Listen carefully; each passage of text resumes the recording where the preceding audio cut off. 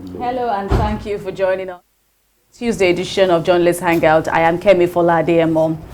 Today on the program, bandits kill 18 worshippers, kidnap 7 at a mosque in Niger State as Sokoto traders avoid weekly markets over constant attacks.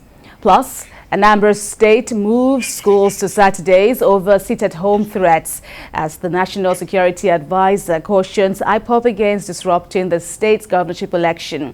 And later on the show, the disbursement of revenue for October suspended as states and local governments kick against 172 billion naira deduction to pay Paris Club consultants. I'll be hanging out today with Babajide Kolade Otitoju and Mayor Akikbelu. Good evening, gentlemen. Welcome to Journalist Hangout. Good evening. Well, if you're ready, Journalist Hangout starts now.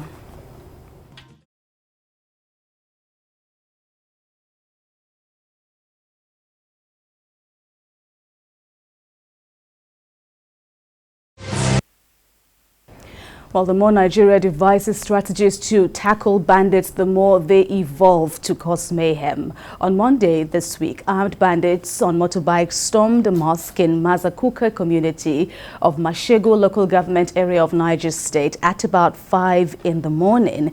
They began shooting everyone on sight, killing 18 worshippers in the process. They also wounded 20 and kidnapped 7 persons. Meanwhile, the fear of the bandits is now the hallmark of wisdom in Sokoto State. After last week's massacre in Goronyo, traders now avoid weekly markets in most communities over constant attacks by bandits. Well, that's how we begin our discussions today on the Tuesday edition of Journalist Hangout. BKO, looking at the situation in Niger State, this particular narrative of what occurred on Monday, there are reports of that deadly attack now being reprisal in nature. What do you read from the information you have at your fingertips? Well, it's a very perplexing situation. Bandits want to freely go into communities, rob our people, kill them, without expecting to be resisted in any way. And when they are resisted, they will then return to that community, especially on market days, to visit violence on the people. You can imagine bandits telling governors that, look, if you want peace, then disband the vigilante groups. They've done that in the Northwest. There is the vigilante group that was created in Zamfara and meant to protect Hausa farmers and traders. It's called NSA. Bandits don't want to hear about them. In communities where they know that there is a good number of NSA, they will deliberately get themselves armed properly and go to such communities to kill people and kill the vigilantes. So this is the situation. They don't want to hear about vigilantes. They have killed so many vigilantes in Niger State because when they began to kidnap people in Shiroro, for example, in Rijau, all of those places, the people try to resist them, they form vigilante groups. Well, every time they are resisted, they come back using Nigerian lingo now. They come back in full force to attack the community, to punish them for setting up vigilante groups meant to stand up to them. The other time when we had that 88 persons were killed in Kebbi State, it was for the same reason. Because in Kebbi, the Zuru area, the people were not used to farming for so long and then having to pay bandits. before they can access their farms. So they try to resist them. And what did we see? They came back and killed 88 persons in one day. So when people say, oh, when ministers who cannot go around without heavy security start telling people, oh, you need to defend yourselves, you can see the foolishness in such advice. Because the person or the people that you want civilians to stand up to, heavily armed, they go around with GPMG, they go around with AK-47, AK-49, rocket propelled grenades, and as we have seen with the downing of the our Alpha jet, they even now have anti-aircraft guns. So are those the people that civilians will now defend themselves against with bare hands? So when our leaders talk, sometimes you get embarrassed because you ask yourself, where is this kind of remark coming from? So this is the thing.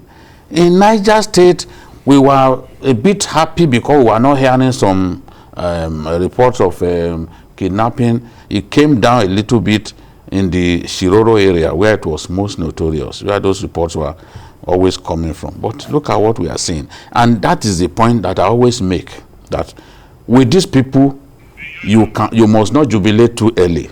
You must not assume that the battle has been won. Sometimes they simply relax, waiting for one big occasion to strike. This is what we have seen. That means Niger still remains unsafe. All right.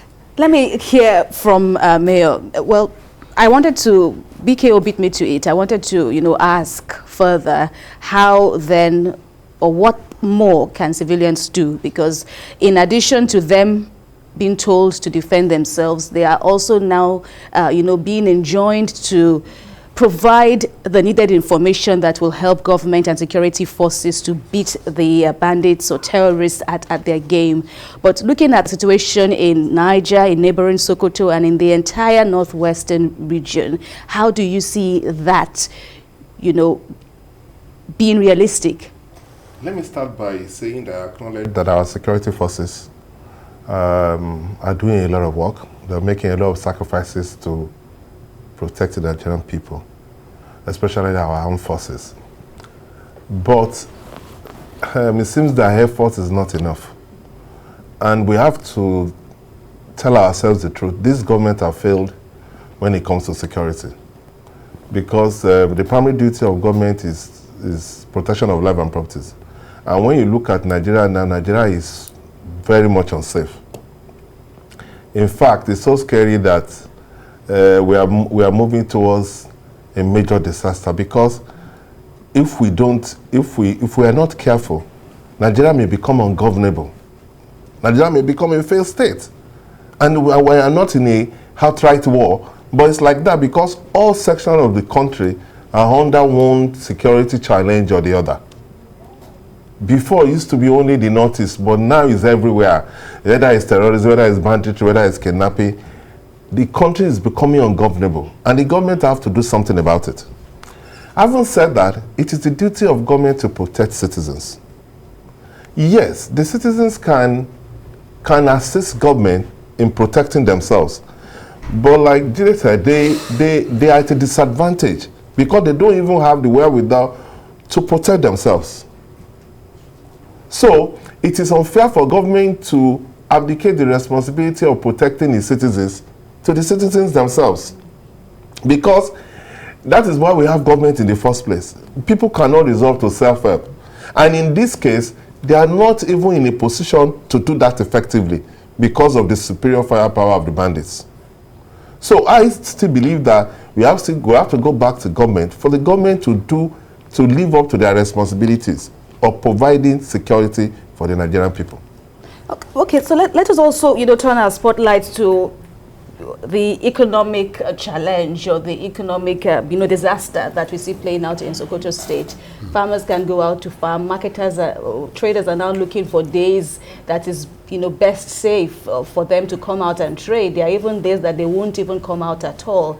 Hunger is looming and God knows what else. Governor Aminu Tambuwal over the weekend, was reported to have urged the federal government to rethink its decision to shut down telecommunications, which he says may have been the reason behind that Goronyo massacre. BKO, where do you stand in this? I don't think the Goronyo disaster can be blamed strictly on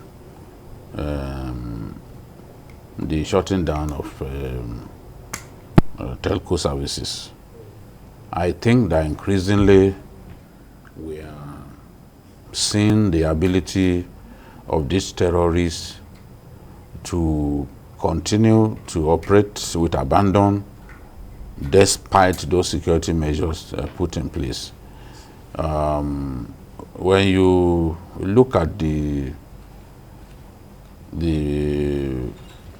some of the states of the Northwest, Kebbi, Sokoto, Jigawa,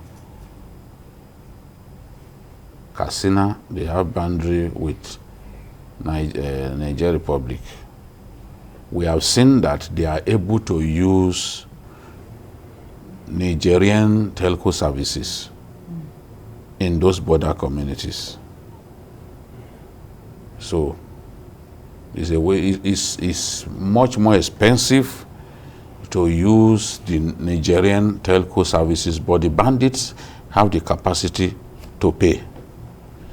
The ordinary people may not want to use it because they've not got the money, but the bandit has a deeper pocket than the ordinary person because he's stolen from the people, he has money, so they use Nigerian telco services to make calls within, to make calls to their agents, to their spies and other people. So in a way, that security measure is there, but we are seeing increasingly that bandits are bypassing it and getting word across to their foot soldiers, to their spies, because they've hired civilians who spy on people for them and they get paid.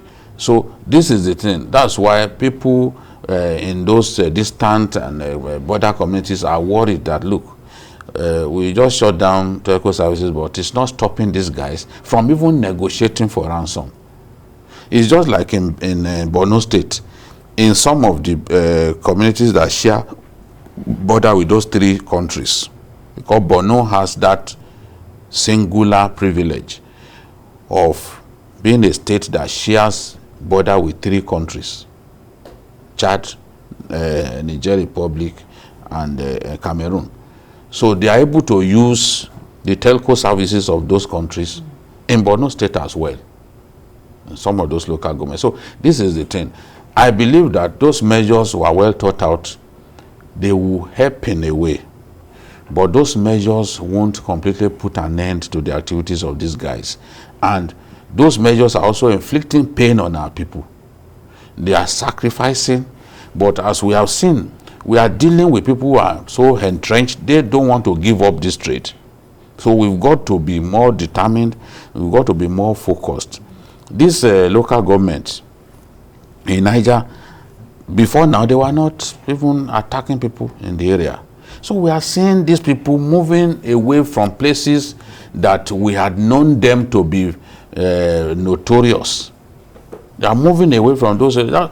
We have relative peace in most parts of Zamfara now, but they've gone into Sokoto State, and even the bandit leader, one of the most notorious bandit leaders in Zamfara, Turuji, who is still in his 20s, is believed to have moved to the border town with Sokoto. They are very mobile, so we are unable to pin them down. They've now taken violence to Sokoto. Between October 8 and October 18, they killed more than 100 people in Sokoto alone. So this is what we are facing. That's why when somebody was saying, oh, the country that you are running to, the security problems they face is greater. Nigerians shouldn't be telling people such lies. I oppose it.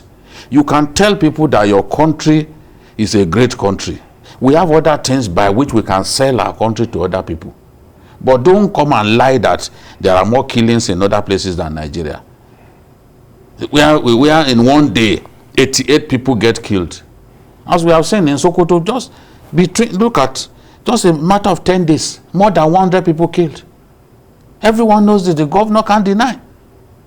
Is there anywhere else in the world that you know that people get killed with the kind of rapidity and regularity that we are seeing in our country? That means we have to address the problem and not tell people that, oh, where they are going is worse. No, people don't get killed like that in Canada. Show me an example where in one town 88 persons were killed in Canada. So let's address our problem, be focused on solving our problem instead of banal propaganda.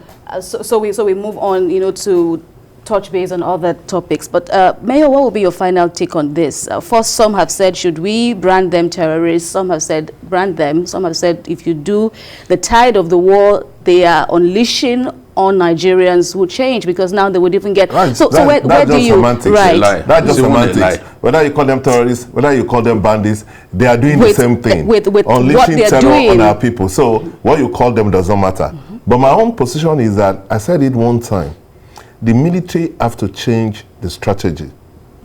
We discussed it on this program one time, and I said what we are having is that the military mobilize, face the bandits in a particular state, overwhelm them, and then those same bandits will retreat and move to another state.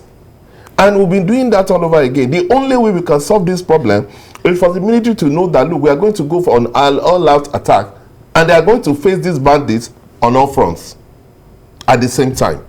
If you take them on in Zamfara, they will simply move to Sokoto.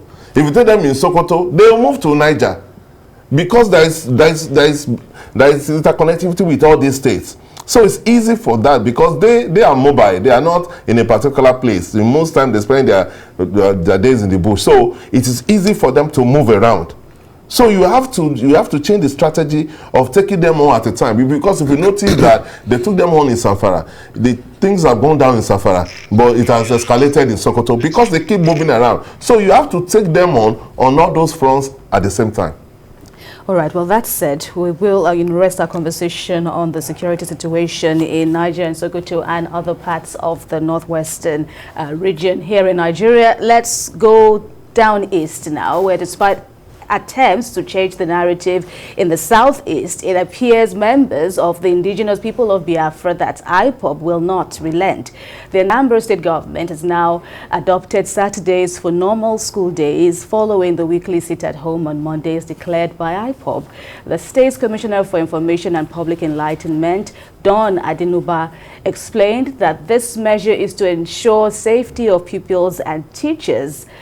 Meanwhile, the National Security Advisor, retired Major General Babagana Monguno, has warned IPOB against disrupting the November the 6th governorship election in the state. He was speaking at the Inter-Agency Consultative Committee on Election Security meeting organized by the Independent National Electoral Commission in Abuja. Mr. Monguno advised those with the intention to disrupt the election to have a rethink. BKO, first looking at the Saturday schooling that we will see being experienced in Anambra State, how do you view the body language or the rationale behind the state government's decision on this? Looking at the fact that Mondays have more or less now become a normal, it has become normal for residents in Anambra and other states around now to sit at home in obedience to IPOB's order? Well, as far as I'm concerned, no longer to IPOB's order. IPOB has since revoked that order. But like most things Nigerian, like most ideas Nigerian, the struggle by IPOB has since been hijacked by cultists and other people.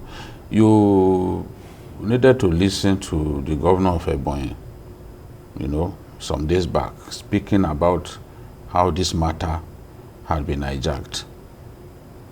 Emma Powerful is the spokesperson of IPOB, and he said it clearly, not once, not twice, that look, we are no longer doing sit at home every Monday. It will now be on the days that Kanu is brought to court.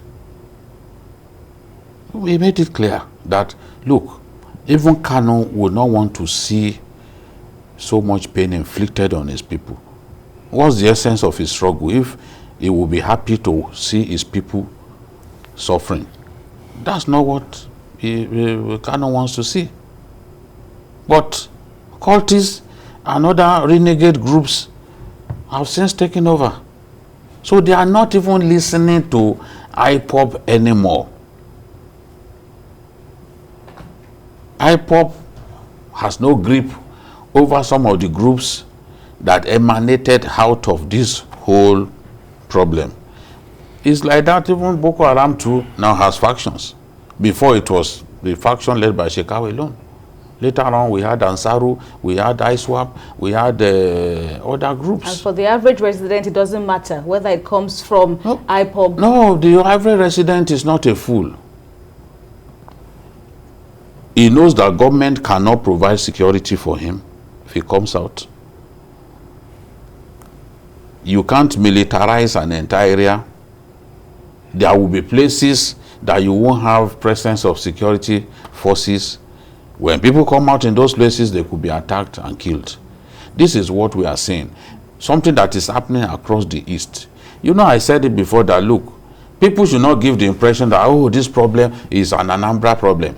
The insecurity in Ebonyi is worse than Anambra. I have facts when I talk like this. Public institutions have been attacked more in Ebonyi State than in Anambra. And that's why I opposed the idea, oh, let's have a state of emergency. What's the meaning of that? That's not, there are states in that region that the security is worse than that of Anambra.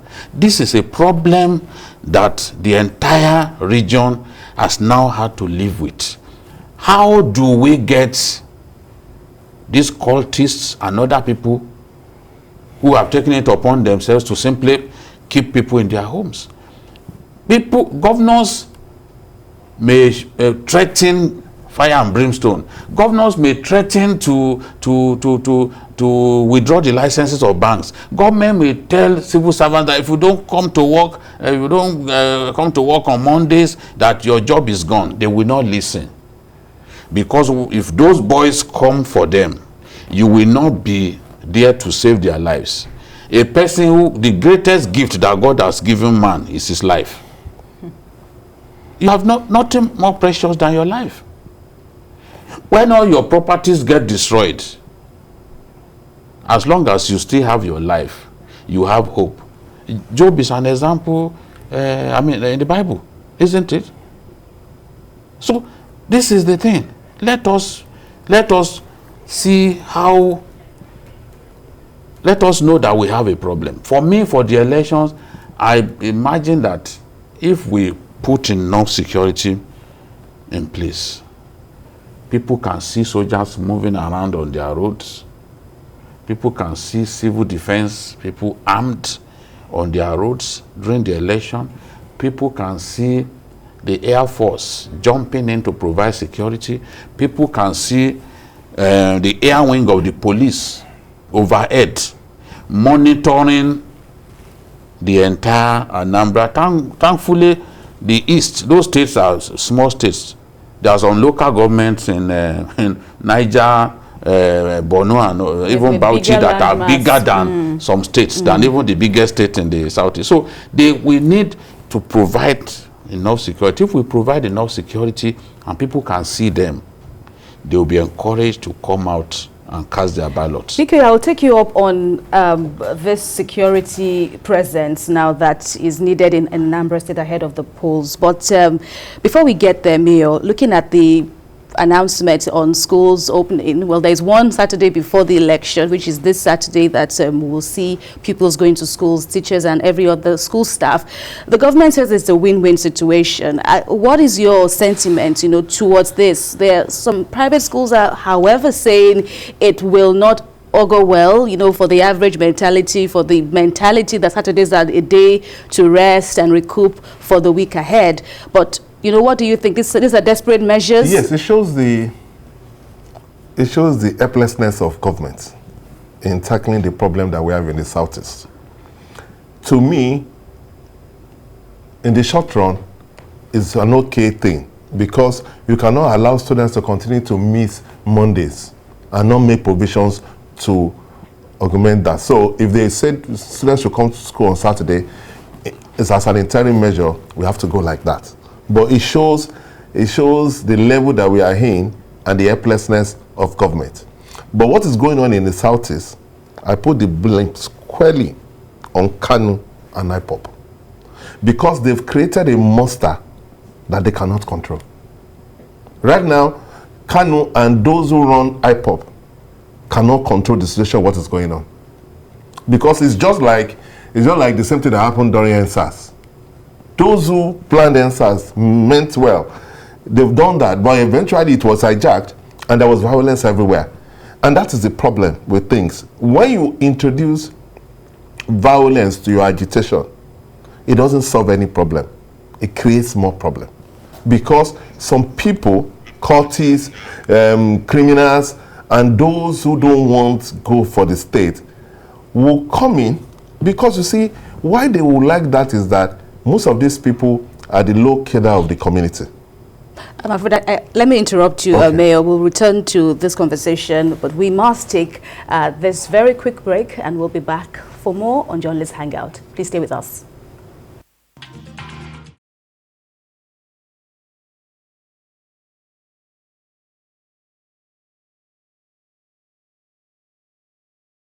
On Journalist Hangout on TVC News, and we are tracking the developments in Anambra State ahead of the November the 6th governorship election. Mayor, earlier you were analyzing. Yes, I said that IPOB have created a monster that they could not control, because now there are members, there are some cultists and some group who suddenly have found themselves in a position of power. You understand? Because when they were recruiting and they were agitating and they were using violence, they brought in a lot of people who, now that you are saying that, look, don't do this, this is what we want to do, and they will say no, they will go ahead. These are the people that will say, if you come out, we are going to attack you. And they are doing that. So it is very difficult now to really control the foot soldiers, because they are enjoying the power. Suddenly, people who are low class in the community and suddenly have the power to say nobody must come out on Monday, and everybody will sit at home. They will say no, this bank must not fly Nigerian flag, and the bank has no choice because they can come there and attack them. So they are enjoying the power. So the people, the officials of IPOB, cannot even control their foot soldiers anymore. That's the reality.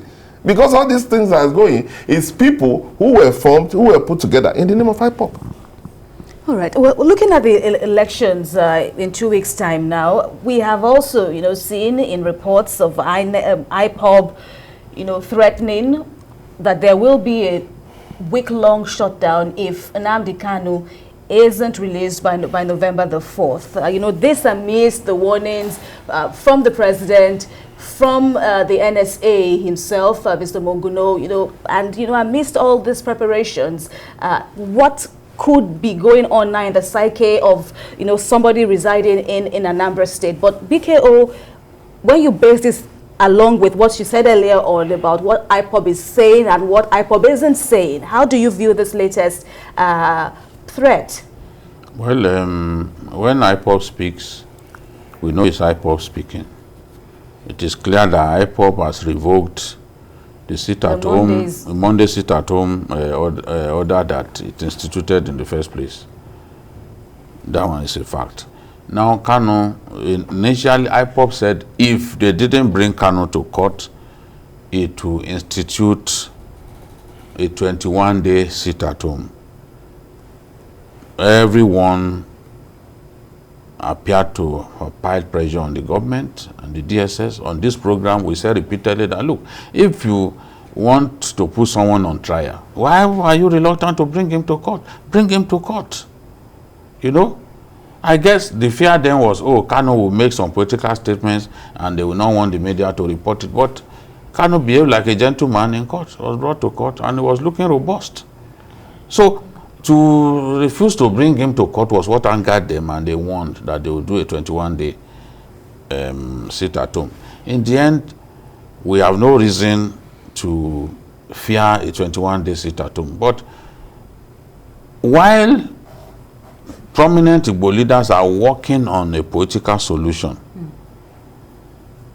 including, of course, the former Deputy Senate President, Ike Ekweremadu, and the rest of them, the Southeast National Assembly caucus working on a political solution, then IPOB came with the idea of, oh, there will be sit at home from November 4 if you don't release Kanu. They are a pressure group. They are like a pressure group now, trying to extract whatever they can from government. But I still believe that the matter is before a court of law. Even if both parties agree to settle out of court, agree to a political solution, you cannot do it outside of the court. The lawyers still have to approach the court to come back to the court. Say, yes, this is our decision. And the next time that judge is sitting is November 10. So, after the election. So they should realize that government cannot by itself simply say, look, we are releasing Kanu because IPOB wants him released. There's a case in court. There's a case in court, and they know that, look, this matter must first get to court before it's resolved. So they have issued that threat. But in my view, IPOB is not bigger than the Nigerian state. We have an election to do in Anambra State. The people have to choose their leaders. And it is the election that will provide a platform for that choice to be made. So government has to do whatever it takes, secure the environment so that elections can take place. And then, of course, prominent Igbo leaders, Igbo leaders of thought, people like the former governor of Anambra State, Chukwuemeka Ezefe, they need to talk to them. These are people that, in my view, they can still appeal to IPOB. Because they appealed to IPOB then, or Haneze appealed to IPOB back then to get IPOB to stop the idea of Monday sit at home. So there are still channels, in my view, that IPOB, the mainstream IPOB, can be reached. The people that are difficult to reach are the boys who have hijacked the struggle. So, in my view, there's still time to hammer out some form of agreement with IPOB so that we can have the elections. All right. Well, final words from you, Mayor. My own position is that the Nigerian state cannot abdicate its authority. So, IPOB must not be allowed to stop the election in any way, because IPOB is not bigger than the Nigerian state. And the Nigerian state cannot abdicate its authority. There's an election in Anambra State. That election must hold. If we can conduct an election in Borno State, where Boko Haram is actively engaging our soldiers, we can do election in Anambra State. It may not be perfect, but the government should provide the necessary security to give the people of Anambra the confidence to go to the polls and elect their leaders. That is not negotiable. We must not allow IPOB to stop the election in Anambra State, no matter what it takes.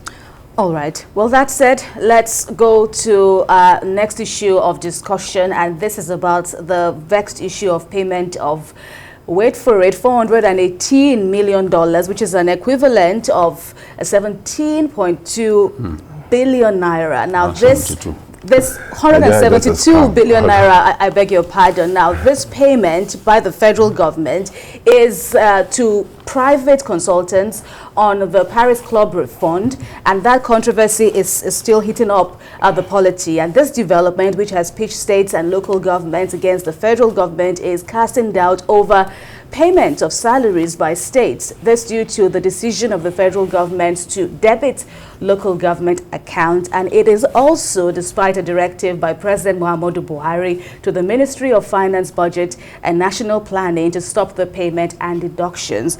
Well, angered by this decision, region, the states have now refused to consider the revenue sharing allocation for the month of October, which has now been suspended. PKO, there's been a lot of back and forth on this, controversial payment. Let me just save the background, but for you, how justifiable is this humongous payment? Well, it's not even the size of the money that is the issue. You could be paying $1 trillion to anyone, $1 trillion to anyone, but you have to follow the due process. How did this whole matter get to this point? Remember that we even last month the president ordered that the payment should be stopped. After we came on this program to say, look, there's a case in court. The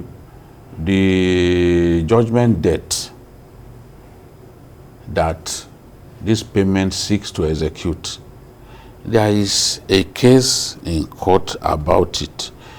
Why the indecent haste? Why wouldn't you allow the wheel of justice to run its course? Why are we bent on quickly going to pay when there is a case in court? They've written to them to notify them that, look, state governors have gone to court over this matter. But we are proceeding to pay. That's what bothers me the most, not the fact that, oh, it's such a huge sum of money. Yes, it's a huge sum of money. If it's legitimate, if those consultants worked for it, they deserve their pay. But the governors are saying, let us do a forensic audit. That they are not convinced that these guys deserve to be paid this much. Some of them claim that Algon, which is the Association of Local Governments, gave them some contract, they executed some contracts for Algon. They can't point at contracts executed. And I really do not even understand how states and local government need consultants to interface with the federal government. A governor has access to the president. You interface with every week on the matter of this FAC committee. Commissioners of finance from across the state, they are interfacing with the federal government, the Ministry of Finance, and now budget planning, national planning. So what are we talking about? That consultants interface with federal government on behalf of states. So there is something fishy about the transaction, and it has necessitated the court action. We did not wait for that court matter to be resolved. You know how this whole thing came up. We paid $12 billion to Paris Club and other creditors, including the London Club, to have $18 billion written off. Now, some states claim that since the money was deducted from the distributable revenue from the center, they ought not to have been debited because they were not owing the Paris Club. That's how the idea of refund came. And when refund came, some consultants came and said, oh, we provided some services, this and that. My concern is the fact that the matter, if you cast your mind back to the P&ID matter, Nigeria was going to lose a humongous sum of money. So these kind of things keep happening. Now people have stepped forward to say, no, let us do a forensic audit. Let's determine whether they indeed deserved to be paid that judgment debt. But the Attorney General negotiated an out-of-court settlement and came up with the idea of $418 million came about. So they should have waited for the case to run its course. That's my own concern. All right. Well, we'll talk more on this Paris Club controversy right after this break. Please stay with us.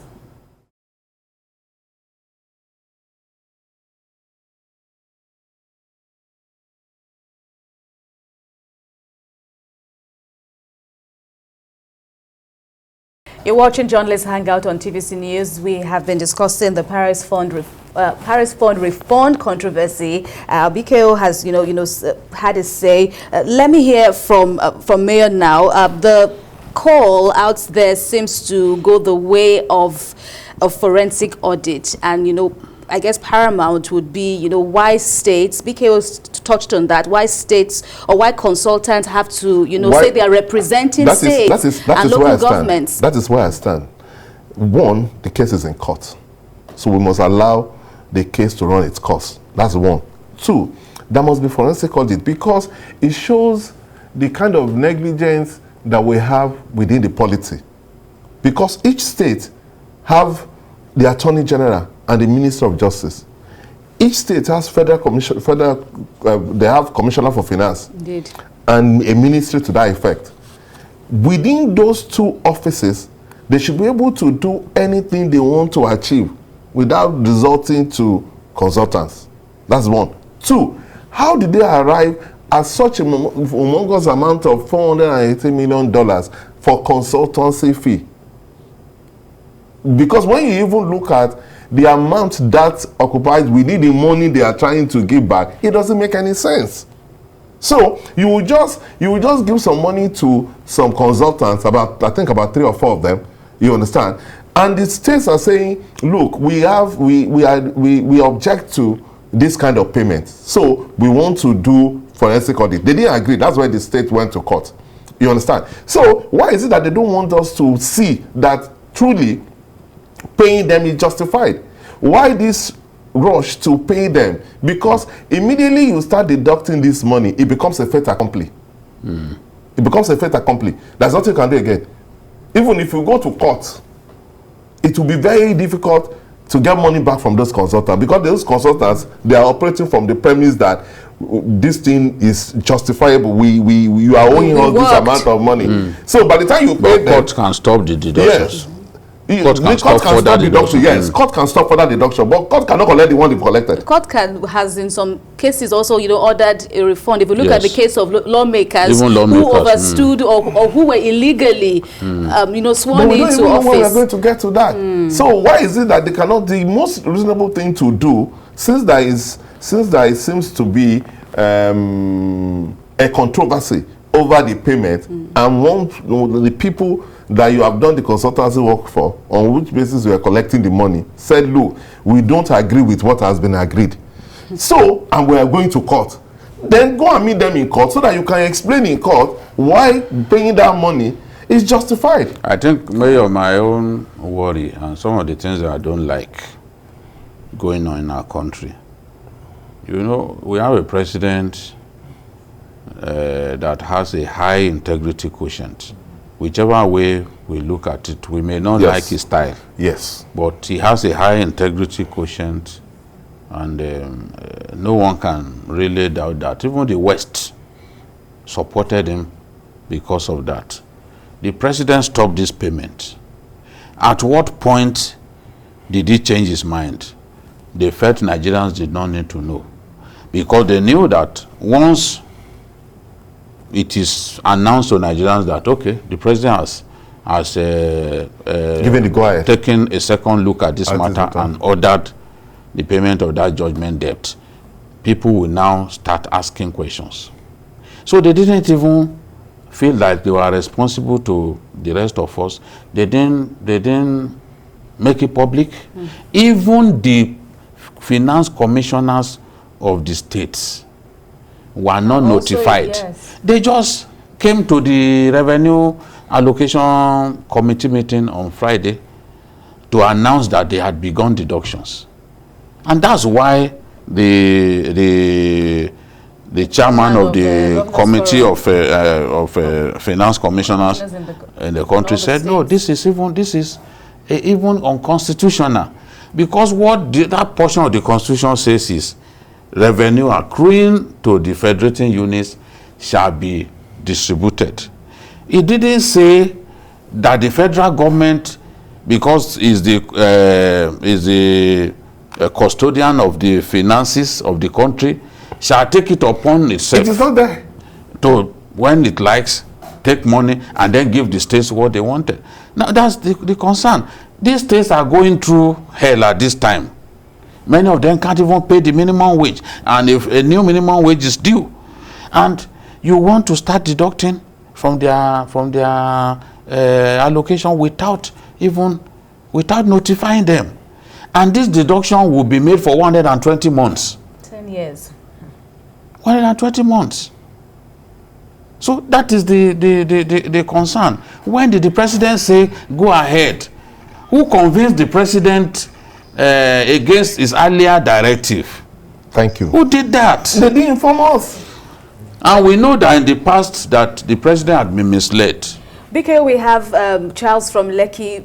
Good evening. Welcome to the program. Good evening. Please, my contribution, I have two contributions about the insecurity and the money deductions. Please, what is happening to our intelligence gathering? Because we have been laying much more emphasis on deployment of armed forces without giving cognizance to the intelligence. And we knew we don't have much human resource as far as the population of these armed forces are concerned. That's number one. The federal government should emphasize on intelligence before deployment. The intelligence should rise up to the standard. Secondly, about these deductions. Look, what is happening between the synergy of the state and the federal government? The Minister of Justice, the Minister of Finance are going beyond their normal schedules about this issue of deductions. You cannot be a judge in my own case without I being involved. The state government are involved, the federal government are involved. You are paying consultants. The money that must be agreed upon by both parties. Yes. What is happening with us? Correct. Please, they should check it. That's the thing. That is the thing. It's in breach of Section 162. Thank you very of the much, Constitution. Mr. Charles, joining us from You cannot Lekki. agree that you want to pay somebody without putting me there. So you got somebody. It's like shaving someone's head Yes. in his Something absence. that was rendered to me, and I'm not party to what we are going to. And pay I'm the arguing consultant. with you that. And I'm arguing with you that I don't agree with what you say. And you said no. So, but okay, so it might just be left for the courts, you know, to determine. But That what is the options? no, But the court, they bypass the court now to go Yeah, ahead they with bypass the the court. court because So that's why they what went to court. options are That's why they went to before court. That's the the only governors? option. Because in business, They must when get there is a court to disagreement, stop you the go to deduction. arbitration. They In must this get case, a it's the court to court. stop the deductions. You understand? Indeed, so because That's the normally starting in point. every business transaction, if there are disagreement, you go to arbitration, and in the arbitration, in this case, it's the court, and the states have gone to court to say, look, we don't agree with this payment. So the most reasonable thing to do is to allow the court to decide whether that money is justified or not. And then the state won't be able to do anything about it. But for you to say no, you cannot say anything. And because we have access to the funds, because we are the custodian of the funds, you just deduct it and give. And that's part of the people. Why people are saying that we are not practicing, we are not federating units. It's just a unitary system. We have some people in Abuja will just give orders to the states. And because the money, you take somebody's money. Even when, you know, there is an argument that Nigerians make, very funny argument that, oh, they just go to Abuja cap in hand. Nothing like cap in hand. All of that money belongs to everybody. So when Nigerians say that, it's a silly units. argument to say, oh, they go to Abuja cap in hand to collect money. That money belongs not to the federal government alone. Yes. It belongs to all the federating units. What they are So going to when you Abuja are to saying do that, is you are assuming that it's federal to government that is giving people money. No, it's No. not federal government money. It's not federal government Do you money. know how much of that money that came from Lagos, from VAT, VAT receipts from Lagos alone? Yeah, they also state so like yes, it's not federal government money. It belongs to everybody. But we're also seeing the contractors and this, will I call them judgment creditors? Well, for now, depending on where the pendulum swings at the court, but they're also putting up a good fight, you know, defending the monies that if you are looking at a huge sum of money, accruable to them, the net workers, you know, they're all there. Because they have a judgment to that effect. To say you're owing us this money. They're in a position of strength. They are owing us this money, pay. They have that. So they will say that. I'm not saying that as consultants, they are not supposed to be paid. I'm not saying that. What I'm saying is that there is a dispute over the payment between the states and the federal government. And the states have gone to court. It's important for all the parties involved to go to court. It's to go even and resolve contempt it. of court. Absolutely. Let's put it the way it is. Yes. It's contempt of court. Yes. To not wait for the matter to be resolved before you started deducting. Deducting. So what the states need to do now is to Go head back to court, yes, and let get the the court to stop further deduction. So that after this one, they won't come to the next FAC meeting and hear that a second deduction has been made. Thankfully, it's once a month that they will make it. So it can be stopped at this point. Yeah, I agree. The courts can even order that the deduction made should be returned to the states and local government. How it all pans out. Indeed, so many interests, and we hope we can at least, you know, get some sense out of this controversy. Gentlemen, BKO, Mayor Kimperlu, many thanks for your robust contributions on the show today. That's a 7 for you on Journalist Hangout. Don't forget to join us again tomorrow for another episode of the program. You can also watch the repeat broadcast of this episode tonight at 11. Plus, we have our super bumper package Journalist Hangouts on this special 1:30 to 3:30 p.m. We're on YouTube at youtube.com/TVC News Nigeria. From all of us here, thank you so much for joining us again today. We hope to see you tomorrow. I'm Kemi Foladeyemo. Bye for now, and God bless Nigeria.